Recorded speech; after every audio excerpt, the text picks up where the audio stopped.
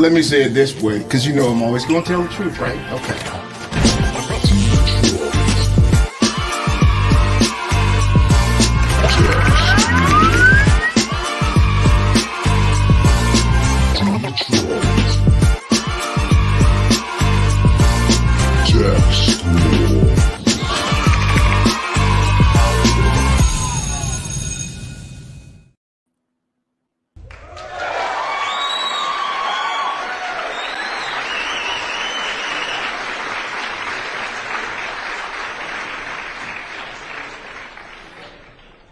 Let's get it. Welcome to the Tech School Podcast, powered by DSDT. I'm Josh. And I am Mr. Harris. Mr. Harris, good afternoon. Top of the day to you, sir. Indeed, sir, indeed. How are things going on here at DSDT? Hey, it's too much going on at DSDT. It can never be too much going on. Can I vent for right now? You may vent. You know that it's too much going on when I try to go to the bathroom for 15 minutes and goodness. I can't get in. I'm just saying. I just realized be careful what you wish for. You just might get it. We're having potty problems. Well, wait a minute. Hold on. I'm just saying now all of a sudden I don't have enough. Meaning you can't go because the bathrooms are occupied. That's all I'm alluding to. Enough restrooms in the buildings now. How many do you have? There are 4. There's 4 in here. And all of them are occupied? All of them. Wait. Hold on. I won't lie. I don't walk all the way to the other side of the building. I don't do that. Right. So the ones that are within walking distance, I just want to say they're occupied. And so, my goodness, I don't know, man. I'm just the little things. If you can remember last week, I was talking about how the parking lot is filled now. Oh, it's back to normalcy in person. Yes. I can only think that with the addition of the medical assistant program and upstairs being completely renovated now, it's like, wow. It's just be careful what you wish for. Hey, you got it. Ask and you shall receive. Yeah. That is how the Lord works. Yeah. Okay. Amen. Okay. Amen. Okay. All right. Okay, Bishop. Bishop Harris. Yeah. So definitely it places an exclamation in what we have going on around here. You know, for months we were saying that we wanted to get back to in person. You can remember the days you would come here and there would literally be no one here but just you and I. You would hear the paper drop. There it was. And so now we have people everywhere in the building. It's definitely a great thing to see. We're not at the capacity that we were still prior to COVID. Okay. You know, but it definitely reminds me of what's to come. Right. Because we've done this before, you know, after having, you know, built up the student body from 2015 to 2020, having COVID take place, and then all of a sudden have to go back from 0 to where we are now. Yeah, it reminds me that it's possible and it's going to happen. So, yeah. Rock on. Rock on. Yeah, speaking of rock, right? Did you happen, and I'm just wondering, did you happen to see the awards the other night, the Grammys? Absolutely. Did you? I sure did. How do you even see it when you go to bed at like 8:00? Well, ironically enough, I took this past Monday off because I had a few things to take care of. With that being said, I didn't have to wake up at 1:30 in the morning. Okay. Therefore, I was able to stay up and watch the Grammys. Okay. Therefore, I did. So, what was your take on the whole? Because I didn't see all of it. You know, I'm the guy that dozes in and out as I'm trying to watch it. And I have to catch parts of it the next day. But what was your take on what you actually were able to watch? Okay, I'll break my observation down piece by piece. I think Trevor Noah did an excellent job. Okay. He's a hell of a host, talented brother. Seamless on his part, I thought. It was cool seeing The Rock, Dwayne Johnson and Adele meet each other for the first time. That was very cool. I'm a huge fan of The Rock and Adele as well. Beyonce, congratulations. Most Grammys ever won. Yeah. The Queen. There you go. That's what it is, and that's what it's going to be. Stevie Wonder did an outstanding job. Outstanding. You cannot tell that brother's in his 70s up there performing the way he did Sunday night. Still tearing it up. Congratulations to Berry Gordy and Smokey Robinson, both looking good. Motown flavor right there alone. I really enjoyed the hip hop tribute. I didn't get a chance to see that. They hit the different eras. They hit the different eras. They did an excellent job on that. I don't know if everybody else is like me, but I actually have been trying to find online the video of that, and I haven't been able to find the full performance. It hasn't been posted on YouTube yet. It's not even on YouTube, and I think wow, because of copyright issues. Okay. Viacom right. Yeah, Paramount. For it. And so I've been trying to see it just because it may take a while then for it to. Know, okay, so hip hop, for all reasons and purposes, it's 50 years old this year. All right. Guess what else is 50? I'm just saying. What? Oh, Carlos. I'm 50. Oh, so you've been alive as long as hip hop has been around. Congratulations, Carlos. Congratulations. I'm just saying, I think I'm a little bit older than hip hop. I'm just saying. But at the same time, if in fact hip hop is 50. Yes, and that's a blessing. I am 50. Okay. And that's a blessing. I wonder if hip hop is having all the aches and the pains that I'm starting to have. I'm just wondering. See, you run yourself ragged. That's your problem. Doesn't hip hop? Yeah, but hip hop is in bones and flesh and blood. Come on now. Come on. I know. See, you had to give it a body. You had to give it a body. I mean, well, you are a body. You are a human being. Hip hop is too. Hip hop is yes, it is. It's a body of culture. Absolutely. It's a body of culture. And is hip hop running? Yes, it is. I mean, that's what makes hip hop what it is. Mm-hmm. It's always pushing. If you're not pushing, you're falling. I listened. Okay, so I didn't see all of the Grammys, but the parts that I did see, I thought, wow. Now, what did you see? I saw God Did. At the very end. I loved it. Loved it. And I sat there and watched it as if, first of all, I love Lil Wayne's verse, right? But then as I heard Jay-Z, I said, Hov did. Listen, this got to be the longest damn verse I've ever heard in my life. Oh, yes. Yes. It's got to be the longest verse ever in rap. Oh, that was your first time hearing it? The song? No. Oh, okay. But I mean, yeah, his verse is about 5 minutes. The song is 8 minutes. Yeah. Give or take. Yeah. He is Jay-Z, so there you go. It's all good. I didn't realize it until I actually heard them. Oh, yeah. I'm like, dang, his verse is long. Never noticed it. But yeah, I like that part of it. Did you happen to see Sam Smith? I did. I did not see his performance. Okay. I saw his attire. You saw his attire? I said, okay. Okay. Is that all? That's all that you said was okay? That's all I said, okay. Honestly, that's all I said. I said, okay. Hey. Different. All right. Definitely different. All right. He and what is her name? Is it Patras? Ooh, you got me on that because he won duo of the year, right? For the song "Unholy." Yes. Oh, now I am going to pivot a little bit. When we're talking about who won awards, Kendrick Lamar, rap album of the year. Yes. Yeah. Mr. Morale and the Big Steppers. That is a piece of art. And you know what's so sad? I can't tell you one song that's on the album. Have you heard it? I haven't. I'm gonna be the first. How do you win rap album of the year? And I haven't heard it. And I listen to a lot of rap. I'm just here to tell you. Rap and I are the same age. So I listen to a lot of rap. You and the age of rap are twins. I'm just saying. Okay. I don't know one Kendrick Lamar You're identical song. age. Got it. I don't know it. Got it. You got to listen to it. Is it Humble?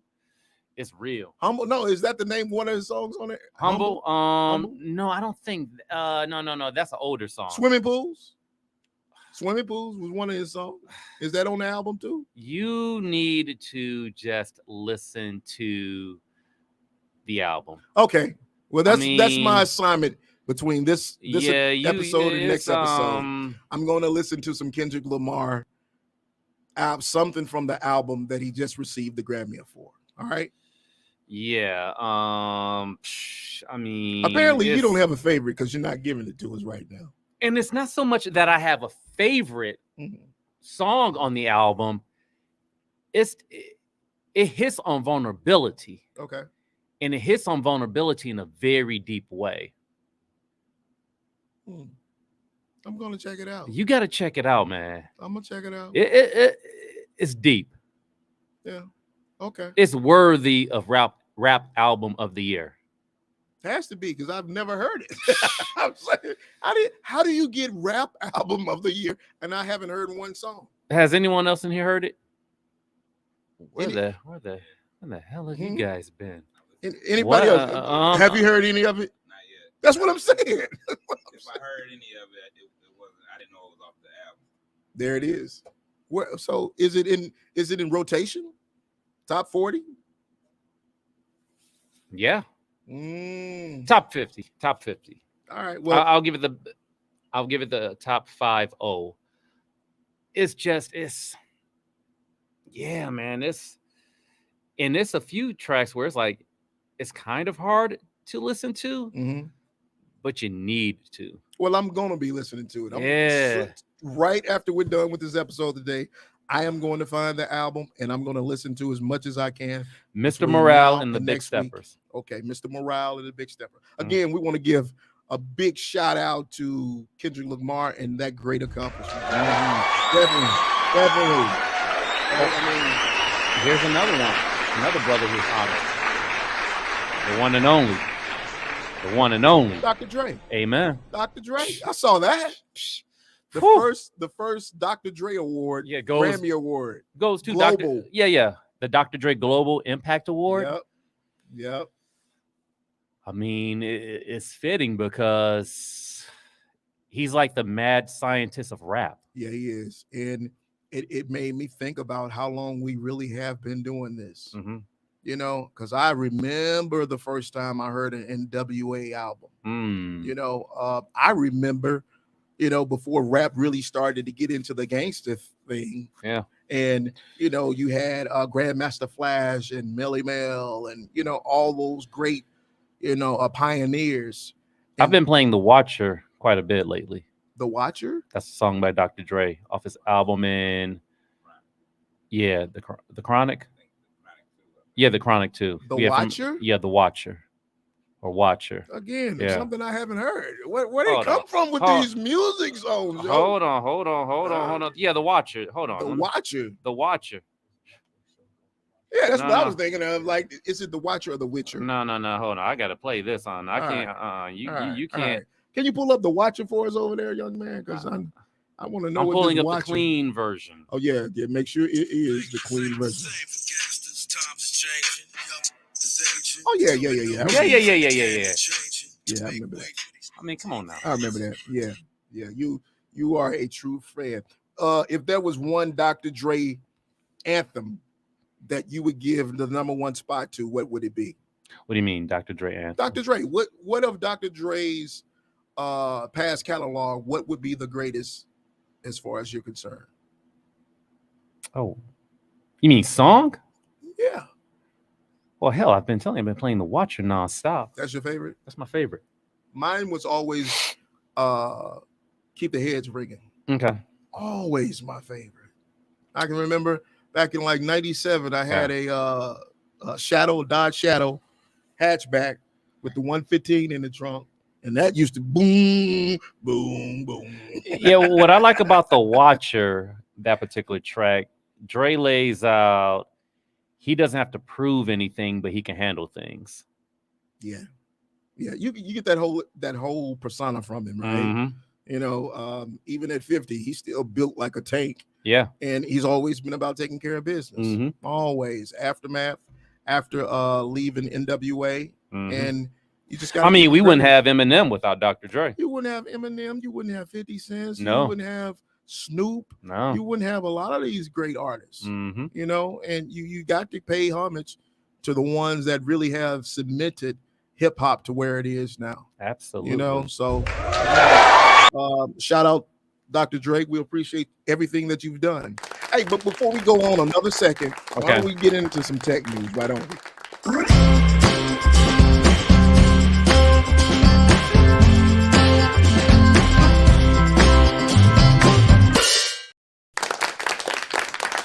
Amber Boone, good afternoon. What up? What up, Doe? What up? Top of the day, Amber. How are you? I'm fabulous. How are you? So here's my question. I can see you want to show off this new truck so bad. You want to You want to show off this new truck so bad. So bad. You had to take us inside today to get a small glimpse of what's Right, been going on, right? Yeah. Listen, I am happy to be in a new ride. I knew I wanted to get a new car, but not quite the way it happened. But blessings, they come, and sometimes they come covered in crap you got to sift through, but they come. So I'm taking it. Yeah. So for you guys that don't know, I think I can say this. Amber was in an accident a few weeks ago. Yeah. Right. What happened exactly, Amber? You know what? It was my fault. I'm not gonna lie. Like, never ever have I been at fault in an accident, but this time it was my fault. I was getting ready to turn left. Like first of all, let's talk about GPS, because technology, GPS, I feel like it's out to get us all. So my GPS was delayed, and then all of a sudden it wanted me to turn left, and I'm like, crap. So I put my blinker on, and I safely look.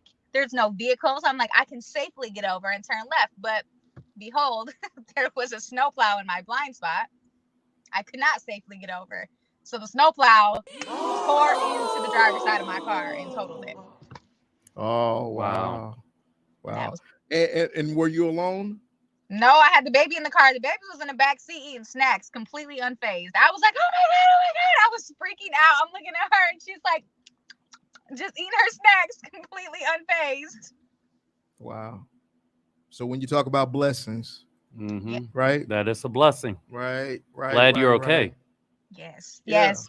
I am too. And it honestly, like, I mean, it's really crazy. I was talking to my husband yesterday. I was like, sometimes you just got to be still in the moment and just really give thanks, because sometimes bad things happen and they seem horrible, but it really is a good thing. I had been complaining. When I tell you complaining, I had been complaining about my car for at least a couple of months. And I was just like, I need to get a new car. I just don't know how. I don't know when. I don't know the logistics. And like, when I tell you, as soon as I felt that hit, I couldn't even see, because again, it was in my blind spot. Couldn't even see what happened. But as soon as it hit, I was like, I'm getting a new car. Like, I was like, this is it. I'm not going to the other room. I'm just going to get a new car.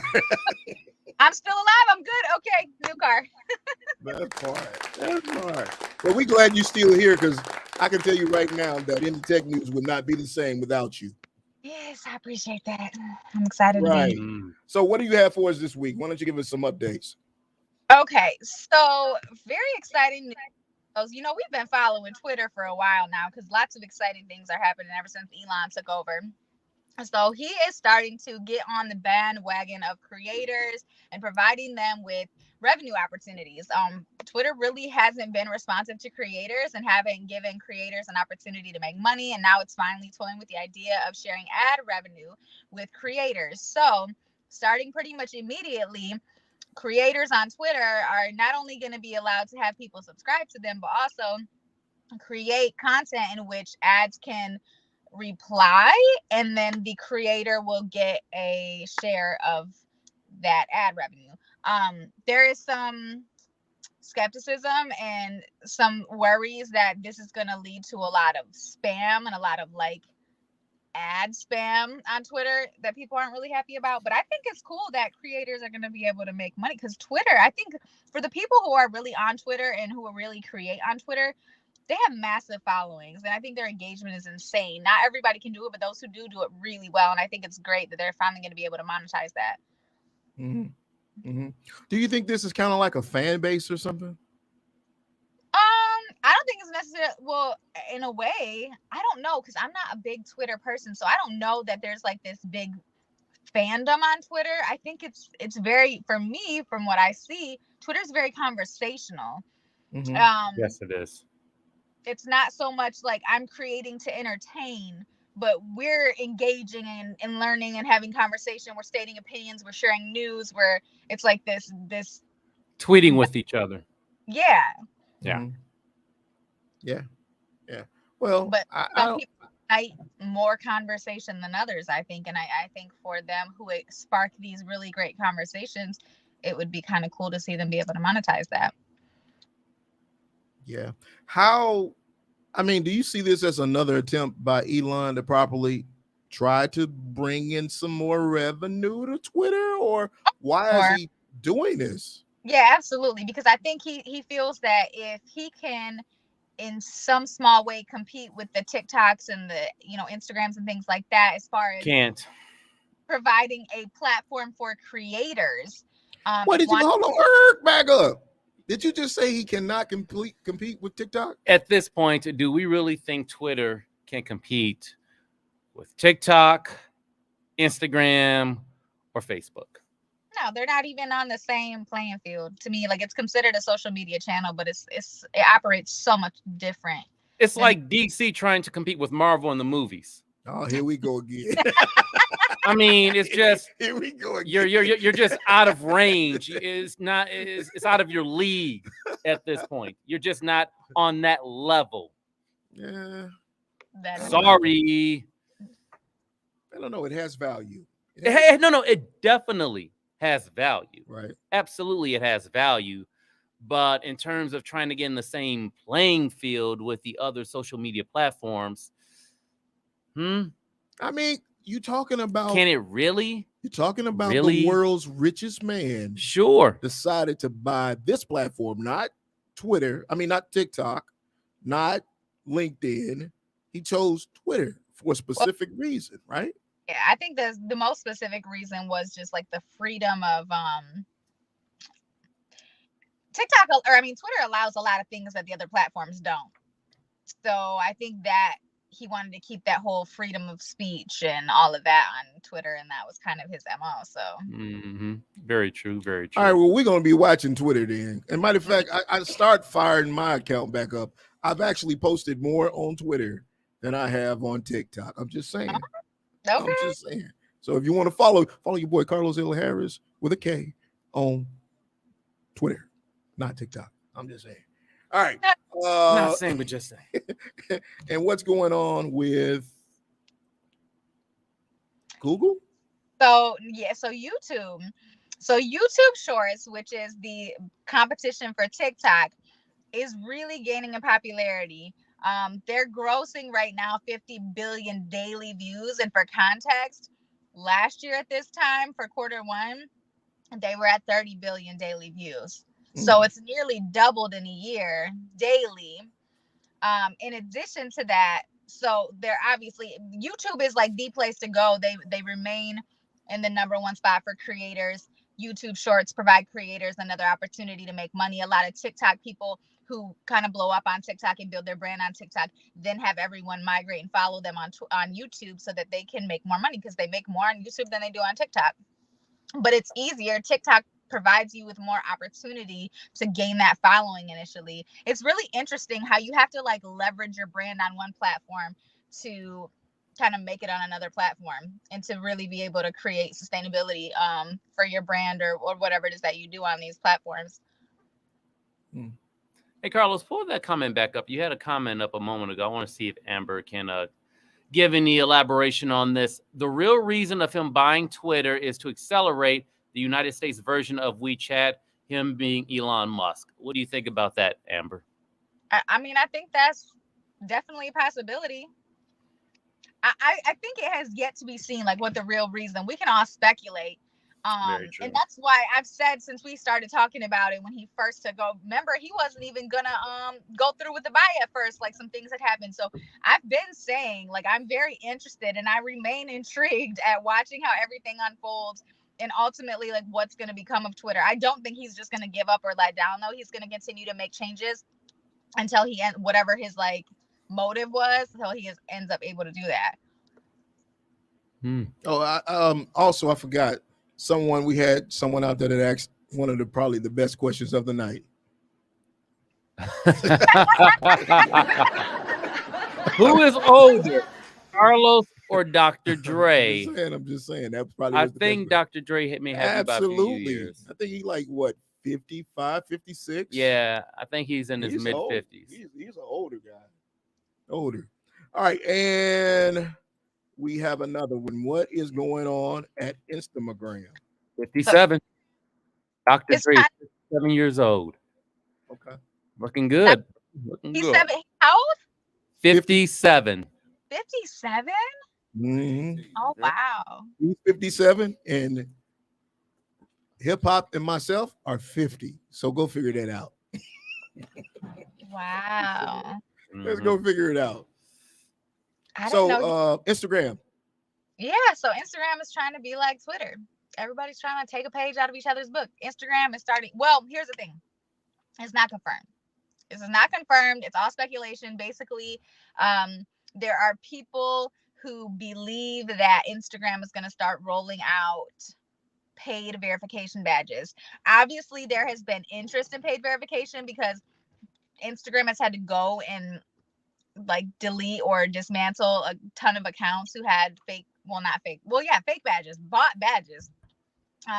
But that obviously there's a need for them. There's a desire for those paid badges. So it is believed there are some developers who have been kind of spying and believe that Instagram is going to start allowing users to purchase the little blue check marks. Yeah. They're average users. We're back to that again. Mm-hmm. For Instagram, really? For Instagram, yeah. But weren't we just talking about it with Twitter, though? Yeah, we were. A few months ago. Then that kind of faded away. What came of that? Do we know? They changed it because they had some issues rolling out the paid because there's a bunch of fakes and all this. So then they did like the gold badges for businesses. They basically changed their checkmark system. But now Instagram somehow thinks they're going to, or at least allegedly thinks they're going to be able to do this system, roll the system out better. And allow to buy the check marks. I personally don't see the point because if anybody can start buying them, then it's like, what's the point of having the check mark really? Bingo. It doesn't designate you as any different from anybody else, just that, oh, you could pay a couple dollars to get it. So yeah, I'm not. And again, this is not coming from Instagram. This is coming from developers who have speculated on this. So just keep an eye out for it. In a couple of months, see if they start rolling it out. You heard it first. So I think that is smart. I mean, rather than just simply giving it away to you because they verified an account or whatever to make you pay for it, there's so many bots that are on these platforms. Mm-hmm. And if you have to pay for a bot account, and if you have 10,000 bot accounts, then you're going to think twice about running your bots on the platform. So that allows us to know that if you have a blue check mark, you've paid for it. Chances are you're not necessarily a bot. I mean, I just think that it's a great idea. If you have the wherewithal to create a bot account, you don't think you can get a fake check mark too? Like if you have thousands of bot accounts, you don't think you know how to get the fake check mark? That's how the fake check marks are out there now, is because these hackers. Wait a minute, hold on. You saying there's fake check mark accounts? 1,000,000%. 1,000,000%. There is what? Wait a minute. And I don't have one? What's going on? I'm just saying. Why do I have a fake blue check mark? I'm just asking a question. Do you really want a fake blue check mark? Well, I was looking at a fake Rolex the other day. I'm just saying. There is fake. Hey, I've been listening to too much Ocho Cinco. I'm just saying.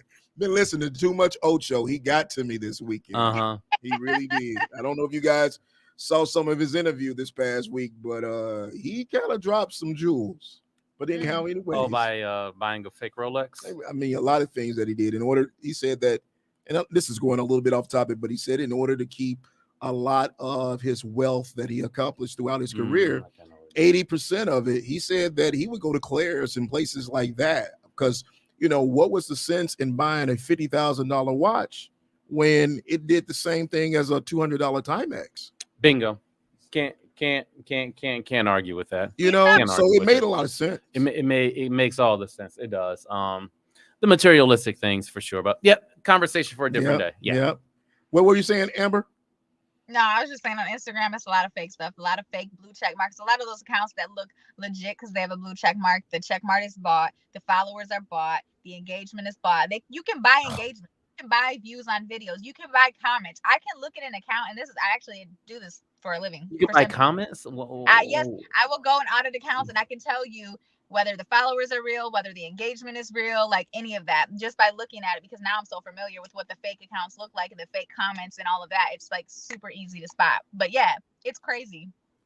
A lot of I know from the entertainment industry, because for a while, and people, the record labels are starting to get hip to it now, but for a while, before they were really hip to it, when they came across an artist, they didn't care how good the artist was. They care how popular they were. So if they had the blue check mark, if they had a lot of engagement, whatever, then they would give them opportunities, sign them, whatever. But so then the entertainers started buying the check marks, and they started working with companies that would provide fake followers, fake engagement, all of this stuff. So they had the numbers there, and they appeared to be more popular than they actually were. So now you got a talent list and non-popular entertainers getting way more opportunities than they probably deserve, truly. But yeah, that's what I'm talking about right there. That's what I'm talking about. That's why I like you so much, because I always tell people I don't care about those metrics because that's vanity, right? You can buy likes, you can buy comments, you can buy. I didn't know you could buy the blue check marks, because otherwise I probably would have had 3 of them. But everything you can buy it's if you can buy it, you're either going to spend it buying those type of vanity metrics, or you're going to spend it in the back end advertising, which is where you really should be spending those dollars. Yeah. Right. Am I right? You're right. I don't know. Just the whole idea of buying it. It's like you bought a championship. You know, you hear about a sports analogy where, oh, that team won, but they bought that championship. They just loaded it up with a bunch of stars, and there you go. I don't know. I'm kind of getting that same vibe with this topic in social media, where you can buy your check mark. It's been going on. So but it's like it's something that you're supposed to like earn, if you will. Who said that? Who said that? Whoever told you that? Like it's supposed to be, or it's supposed to be organic. Is it? Let's ask the professional. Ask the professional. I definitely believe that when I see a blue check mark, that means to me that that's something you should have earned and achieved. Like you achieve that, unless you're born into it. You know what I'm saying? But outside of that, like you achieve it. Like that is something to get verified. And this is why Instagram may be rolling this out, because to get verified on Instagram, it is incredibly hard. And a lot of times you have to submit who you are. You have to submit news articles or other things to say, like, I am a person of interest. I'm a person that maybe people would want to, duplicate my account or pretend to be me, or there's a reason why I need this blue check mark to differentiate me from everybody else. So it absolutely should be earned, in my opinion. Oh, okay then. All right. Well, y'all heard it here. Exactly what Amber said. Exactly what Amber said. Well, since Amber said it, then Amber, can you tell everybody if they wanted to follow your content wherever you might be, what would the handle be? Get Real with AB. Get Real with AB. Amber, are you coming back next week? For sure, of course. Can you explain to me how I go about getting me a blue check mark again? Because I want one. First of all, you need to be in some news articles. That's the number one thing, is you got to get in the news. If you can submit a bunch of news articles and verify who you are and why you're of the utmost importance, then that's the first step. And then from there, listen to what she just said. The first step is I got to get in a lot of news articles. I have Mr. News himself here with me. There you go. So I already got the news articles down, and we can have Chat GPT write them. Oh man, plagiarism. Listen, only if you're caught. Listen, you have a great weekend, and we'll see you next week, Amber. Okay. Have a good day. You too, Amber. You.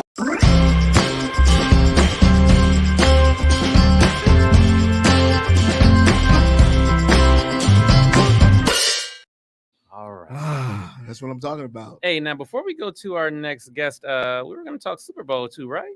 Why don't we talk Super Bowl when we bring this young man on? All right. Actually, all right, cool. Right. Yeah, Kevon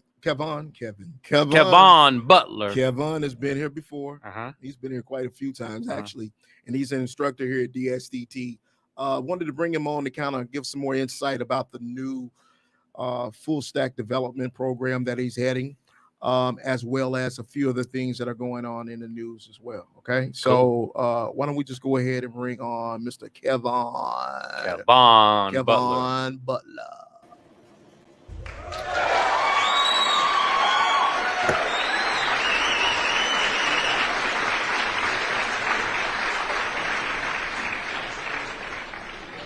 What's going on, good brother? What up, though? What up, though? What up, though? Yeah. What's going on? Oh man, you got it. What's going on with you here at DSDT? As Carlos alluded to, you've been on here quite a few times. You're an instructor, well known, well respected. What's going on with you on this Tuesday afternoon? Nothing much. Just here with you guys right now. Had a few meetings this morning, then came in here when Carlos hit me up and was like, "Need you on the podcast today." I was like, "All right, I'll come up there and do it." Yeah. Some of the subject matter sometimes that comes across my desk, I think no one really speaks to it better than Kevon. So kind of want to have a conversation, like I say, not only about the program, which is switched from mobile iOS to full stack development, but specifically about a couple of the news articles that I was listening to this morning.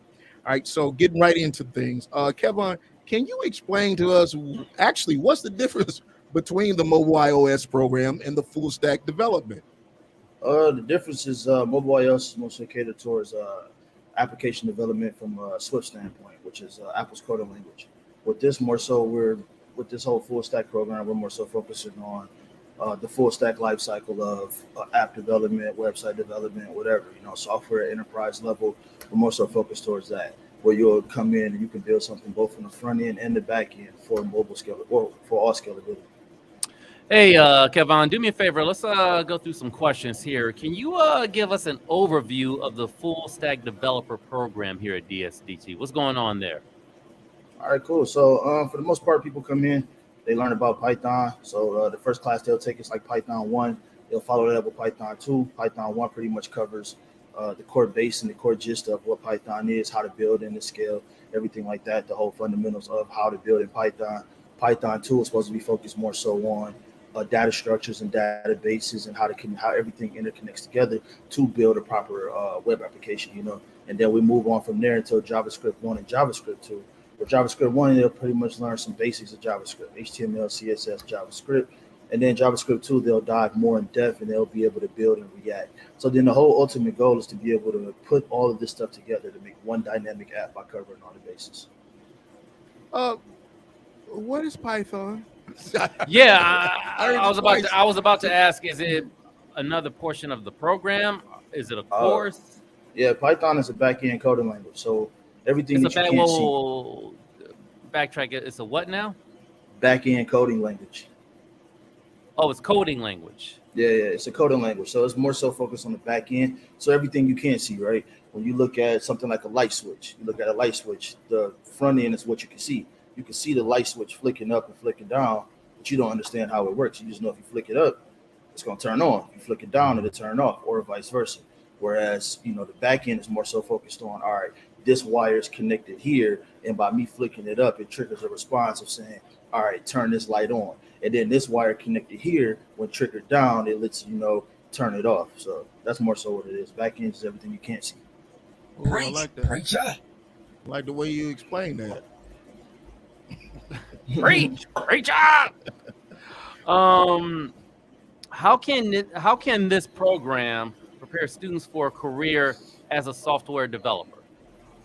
So like one of the most sought out things right now are full stack developers, Python developers, React developers. Like those are like the top three when you look at job availability, when you look at growth, when you look at different projects that people want to build out. They always looking for certain languages over another. So those are the more common ones that you see.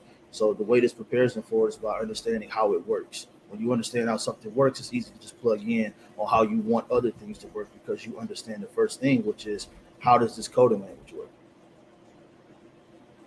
Why did we decide, and I say we, even though I wasn't part of the conversations, why did we decide that full stack development was better for the program as opposed to mobile iOS?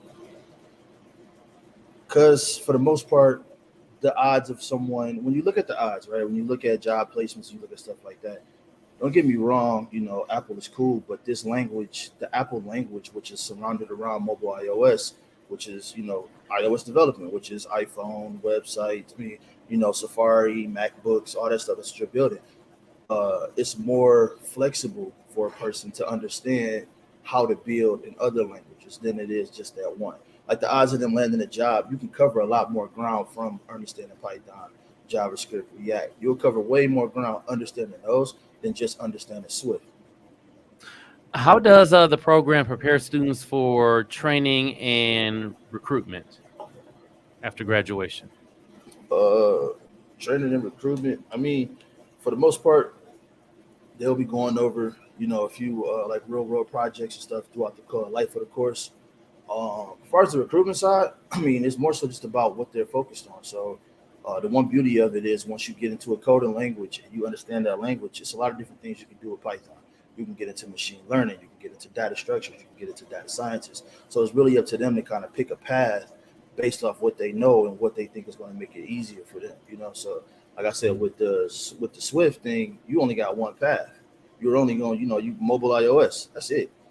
But with this class, you got a lot of different paths they can technically go down and open up more expertise too. Mm-hmm. From one of our viewers on YouTube, Gemini Visions Infinity, are there online classes for your full stack development program? That would be a question for you. That would be a question for me. Don't you? I don't know. You two work that out. No. Let me ask you. Do you have any students that are taking the class online? Yeah, I do now. Yeah, so I guess it is online. It's online. There you go. I'm just saying. Okay, I guess I'll help you answer that question. Mm-hmm. Yeah, there you go. Good man. All right, so Kevon, being the developer that you are, I thought I would throw a few topics your way because I definitely wanted to get your insight on it. So we hear a lot of things going on right now with Chat GPT. I actually alluded to it earlier. Well, Google is now coming up with its own AI product. All right, do you see this as being where the future is headed, or what are we in the midst of right now? Right now, we're in the midst of a search engine war. That's what we're in the midst of right now. Google doesn't want to lose ground to Microsoft because Microsoft has the Bing platform, which is in direct competition with Google, with their Google search platform, which is also in competition with Baidu, with their Ernie bot. So right now, we're just watching a big dynamic search engines trying to dominate the AI platform to make your search optimization that much easier and that much seamless. So therefore, they can keep you on their platform longer. The longer they keep you on the platform, the more money they make. Yeah. Okay, so when I first got introduced to Chat GPT, which you were the one actually, now that I remember, even told me about it, and the more and more I used it, it wasn't like using a search engine. So do you think that this is a way for the search engines to stay relative, or are they trying to stay, ahead of what potentially may be the downsizing of them? In my opinion, what it is they're changing the way you search. So, before the old ways of searching is you type in your question, it gives you a ton of links. It's up to you. You have to go through each one of these links and figure out which one of these links is the best source of information for what you're trying to accomplish from asking the search engine a question.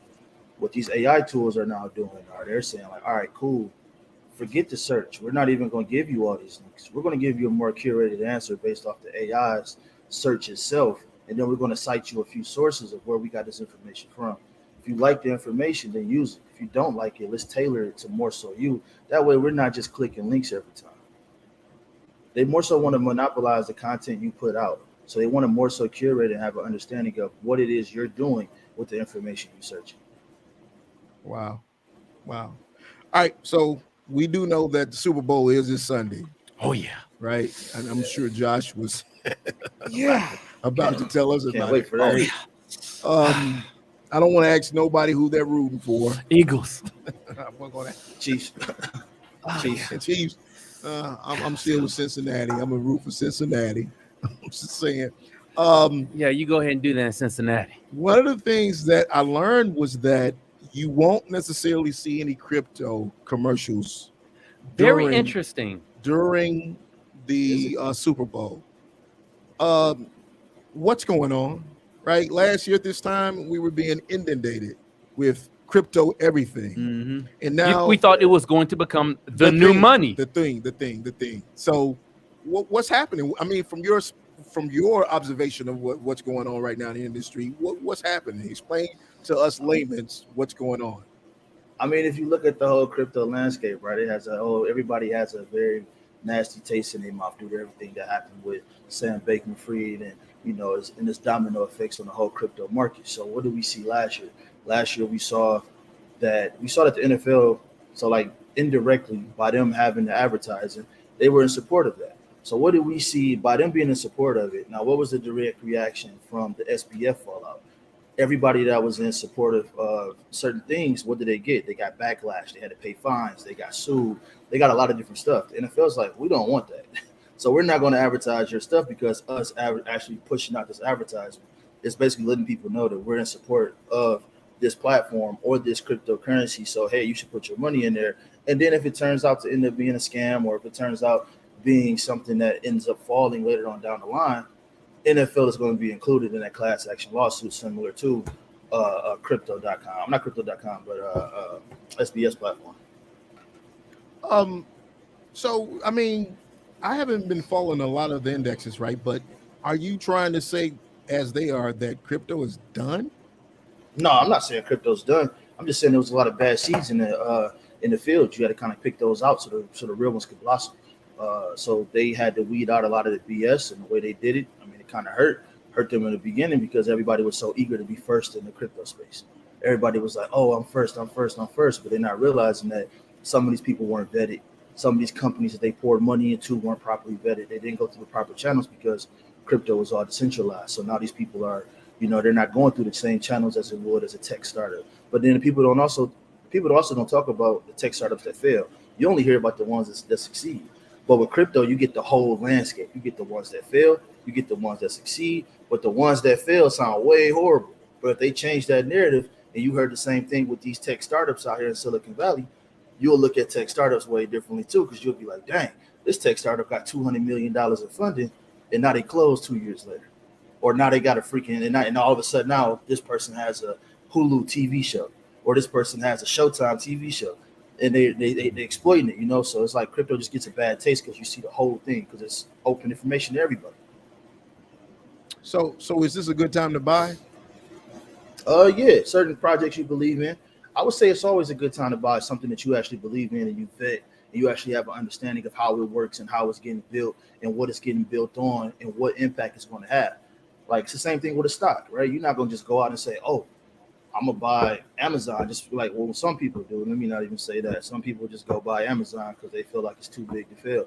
And I say sometimes the growth that you get from Amazon isn't the same as you would get, back in the 90s and early 2000s. So I would avoid it. But just as long as you do the proper research and get an understanding, I don't see a problem with investing ever. Okay, so you now have companies that were invested in in blockchain, perhaps wanting to change their portfolios over to AI projects. Yeah. Is this the norm? I mean, when you start looking at JP Morgan and Chase doing things like this, I mean, it makes the little guys like me stop and think like, I should be doing that too, right? Mm-hmm. Yeah, because I mean, at the end of the day, what they're trying to do is figure out a systematic advantage for them to continuously make money. What does AI do? AI is a learning class. It's a learning tool.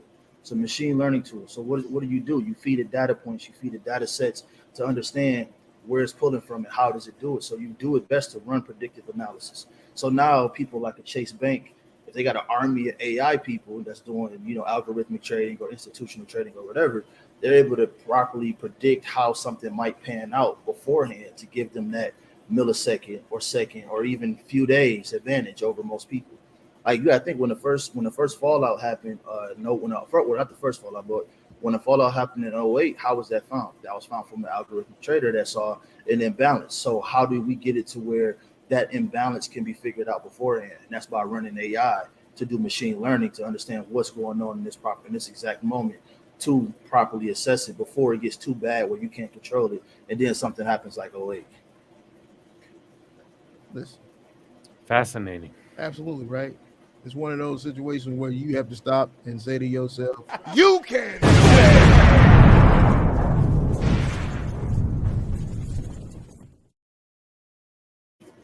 I can honestly say, I don't think we've had a you can do it moment in a while. No. In an absolute while. One more time. You can do it.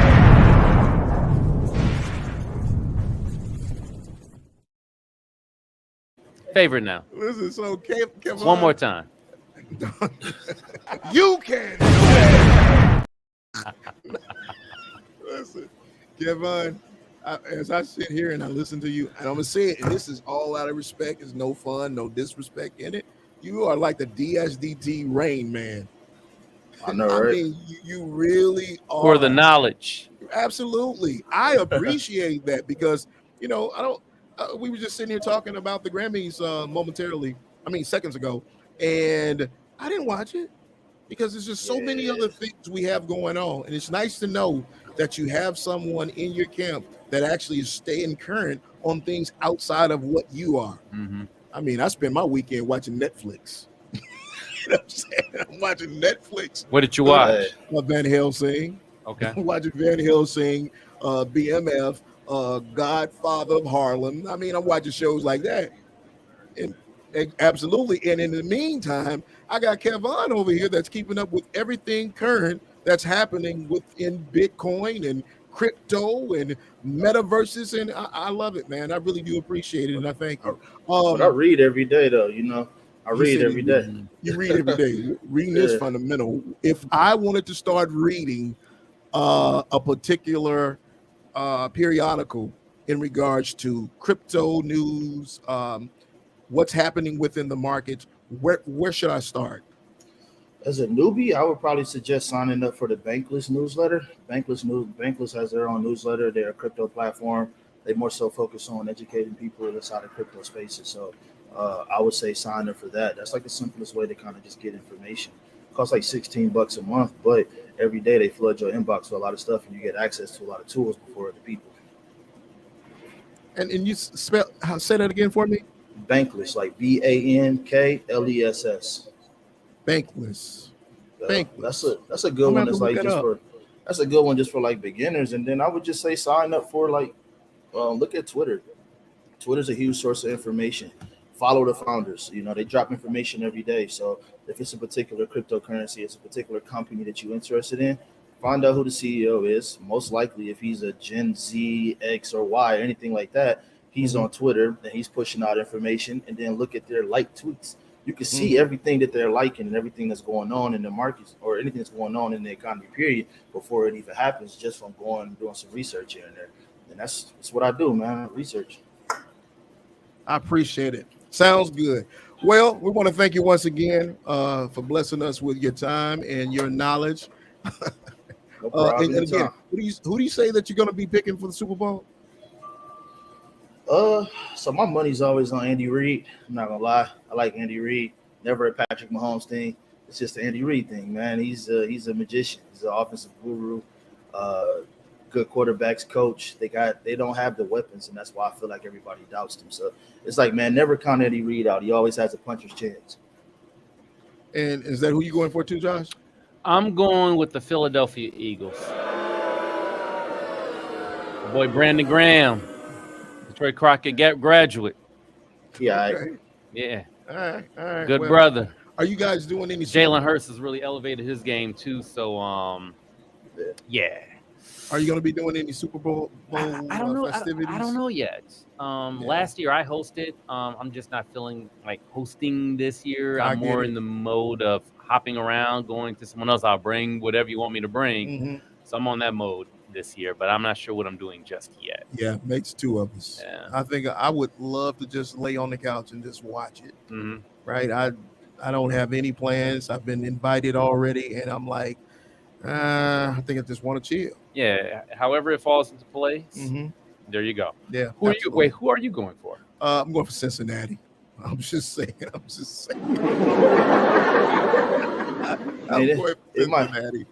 might be some players in there from Cincinnati. So I mean, don't get me wrong. I'm a big fan of Joe Cool, but they didn't win. So now you gotta do some research and see who's playing from Cincinnati, and just whatever team got the most, just pick that. Mm-hmm. Yeah. I'm going with that Detroit connection. Sue Slay played for the Lions. Brandon Graham, born and raised in Detroit, Crockett High School. And that's what it is. Philadelphia. Philadelphia. Well, All right, so we'll be watching on Sunday, Super Bowl. Oh yeah. Halftime show. Rihanna. Riri. But Riri. Rihanna, Riri. Okay. Riri. I wonder who she's gonna have come out. Speculations. Speculation: either Drake or Chris Brown. Chris Brown. Oh wow. Wow. I was gonna say Chris Brown, but as a joke. No one says that. I'm gonna go with Drake. I'm gonna go. She's coming with Hova. She's gonna come with Jay-Z. Yeah. Gotta bring Jay-Z out. Jay-Z, Beyonce, yeah. I mean, especially, Queen Bee just won most Grammys. Oh my goodness. It would be fire if she brought Eminem out. Oh, Monster? Yeah. Oh my goodness. That would be like a back-to-back for Eminem. Yeah. Come on now. Come on. And Eminem, I think he turned down, was it the World Cup or something? I think he was offered like 28 million or something like that in order to go perform right after the Super Bowl last year, and he turned it down. Yeah, Eminem does what he wants when he wants, and that's that. It would be beautiful to see him in a back-to-back Super Bowl, though. That would be fire. Yeah. And Rihanna on stage. Yeah, I don't know if it'll be fire. They always have great chemistry. Always. We appreciate you again, instructor, professor, and we definitely will have you come back again. All right. Don't forget businessman too. Don't forget business as businessman. A businessman, man. I'm an entrepreneur. He's a businessman. That's what sir. he's saying. Absolutely. Kevon Butler is a businessman. Kevon Butler is the businessman. He's the businessman in a bankless world. Of course.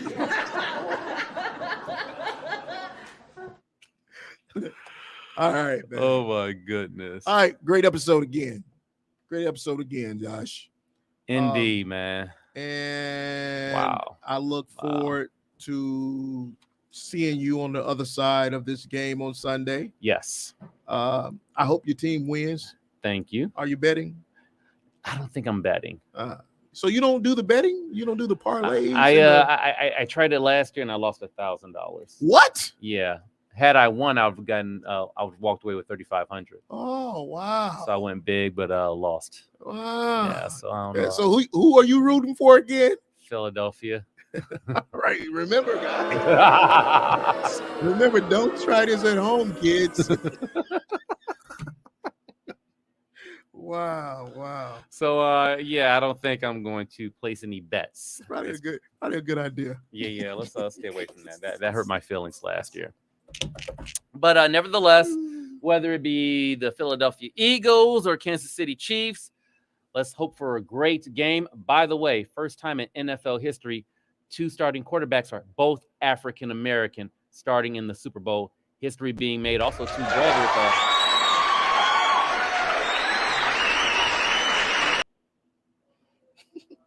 The Kelsey brothers as well playing against each other. Shout out to those brothers. All the history that's being made in this Super Bowl. Gotta love it. So let's hope for a great game, great halftime show. Also some great commercials. Gotta hit it on the commercials too. You got to. That's all I'm saying. Good food, good vibes. Whether you're at a Super Bowl party, you fly out to Glendale, Arizona, or you just sit on the couch and watch it. Super Bowl Sunday, one day it will become a national holiday. It will. Preacher. I'm preaching, man. I'm trying to tell you, everyone is saying it needs to become a national holiday. It has to, where people don't have to get up the next morning or call out sick.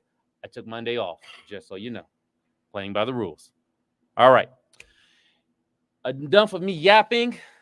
That will do it for the Tech School Podcast, powered by DSDT. See ya.